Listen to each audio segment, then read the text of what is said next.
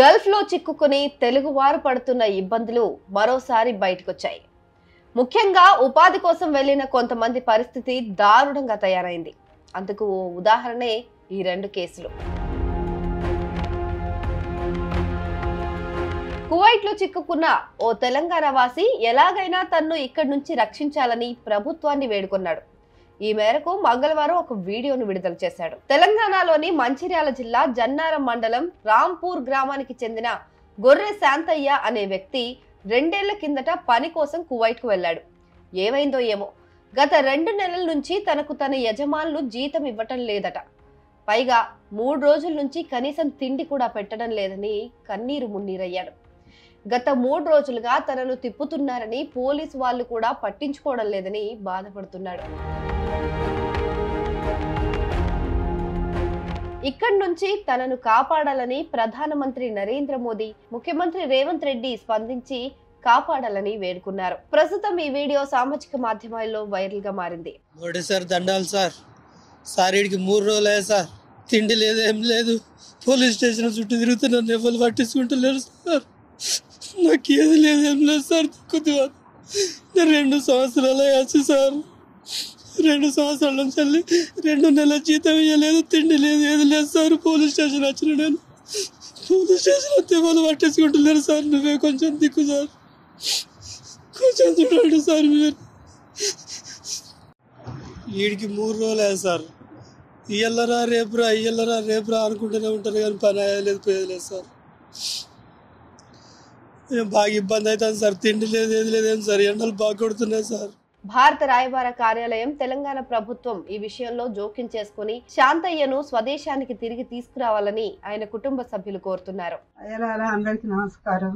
నా కొడుకు బాగా గోసలు ఉన్నాడు, 4 రోజులయ్యే తిండి లేదు, తికాన లేదు, ఎవరు పట్టించుకుంటలేరట. నా కొడుకును కొంత వచ్చేటట్టుగా ఏంటి బాగా. శాంతయ్యే కాదు, అన్నమయ్య జిల్లా పుల్లంపేట మండలం దళవాయిపల్లెకు చెందిన కరిమల్ల ఇబ్రహీం అనే వ్యక్తి 2016వ సంవత్సరంలో జీవనోపాధి కోసం ఖతర్ కు వెళ్లారు. ఖతర్ లోనే ఒక వ్యాపారితో పరిచయం ఏర్పరచుకున్నాడు. ఆ తర్వాత ఇద్దరు కలిసి 2019లో ఓ పరిశ్రమను ఏర్పాటు చేసినట్లు చెప్తున్నాడు. అయితే ఇద్దరి మధ్య వ్యాపారంలో విభేదాలు తలెత్తడంతో 2024 ఫిబ్రవరిలో విడిపోవాలనుకున్నారు. కానీ ఈ విషయంలో సదరు వ్యాపారి అంగీకరించలేదు. అనేక ఇబ్బందులకు గురి చేస్తూ తనపైన 3 కేసులు నమోదు చేయించినట్లు బాధితుడు చెప్తున్నాడు. నన్ను కాపాడండి సార్, నన్ను కాపాడండి ప్లీజ్. మన రాష్ట్ర ముఖ్యమంత్రి వర్యులు నారా చంద్రబాబు నాయుడు గారికి, ఉప ముఖ్యమంత్రి పవన్ కళ్యాణ్ గారికి, మంత్రి లోకేష్ అన్న గారికి నమస్కారాలు సార్. నేను అన్నమయ్య జిల్లా పుల్లంపేట మండలం దళాయిపల్లికి చెందిన కరిమల్ల ఇబ్రహీం సార్. నేను ఖతర్లో ఉంటున్నాను సార్.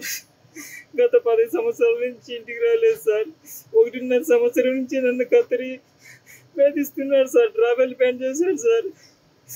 ఇంటికి రానికుండా నేను ప్రాణాలతో వదలనని చెప్పి బెదిరిస్తున్నాడు సార్. ట్రావెల్ బ్యాన్ చేస్తారు, కేసులు భరాయించిస్తున్నాడు సార్. అన్ని చేసి నన్ను ఇబ్బందులు పెట్టి నన్ను కాపాడండి సార్, నాకు ప్రాణహాని ఉంది సార్ ఖతర్లో సార్. ప్లీజ్ సార్, గల్ఫ్లో ఉన్న అక్క చెల్లెళ్లకు, అన్నదమ్ములకు అందరికీ నా వెనుక ఈ వీడియో షేర్ చేసి పవన్ అన్నకు, చంద్రబాబు నాయుడు గారికి, లోకేష్ అన్నకు షేర్ చేసేట్టుగా కాపాడండి. ఇదే నా లాస్ట్ వీడియో. నేను ఖతరీతో ఈ బాధలు భరించలేకున్నాను సార్. నేను సూసైడ్ చేసుకొని చచ్చిపోతాను సార్. ఇంక నేను బతికాను సార్. ఈ లాస్ట్ వీడియో సార్. 1.5 సంవత్సరం నుంచి నేను కోర్టుల చుట్టూరు, పోలీస్ స్టేషన్ చుట్టూరు నేను తిరిగి సాలైపోయింది సార్. నాకు తినేదానికి తిండి లేదు, రూమ్ లేదు, కోర్టులు పెట్టుకునే సార్. కోర్టులు, పోలీస్ స్టేషన్ అన్ని తీర్పునిచ్చినాక నన్ను ఎవరు పట్టించుకోలేదు సార్.